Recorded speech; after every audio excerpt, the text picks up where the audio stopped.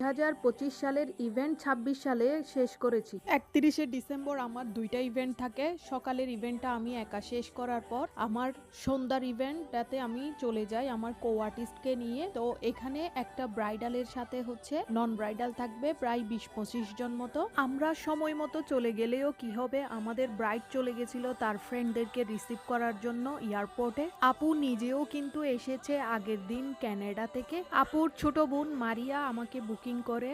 মারিয়ার সাথে পরিচয় হয় আমার তার ফ্রেন্ড অ্যানির বিয়েতে। তো ওখানে অ্যানি লেট করার কারণে আমরা দুজনের মধ্যে অনেক কনভারসেশন হয়। ওখান থেকে মারিয়ার সাথে আমার পরিচয়। আর তখনই সে আমাকে বলেছিল তার বোনের বিয়েতে অবশ্যই সে আমাকে বুকিং করবে। যেই কথা সেই কাজ, তার ঠিক 2-3 বছর পর গিয়ে সে আমাকে তার বোনের জন্য বুকিং করে।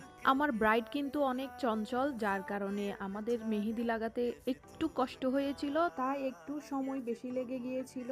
তো এটার কারণেই আমাদের 2025-এর ইভেন্টটি আমরা শেষ করেছিলাম 2026-এর ঠিক রাত 1টায়। এই তো আজকের ব্লগ এখানেই। থ্যাংক ইউ, বাই বাই, আল্লাহ হাফেজ।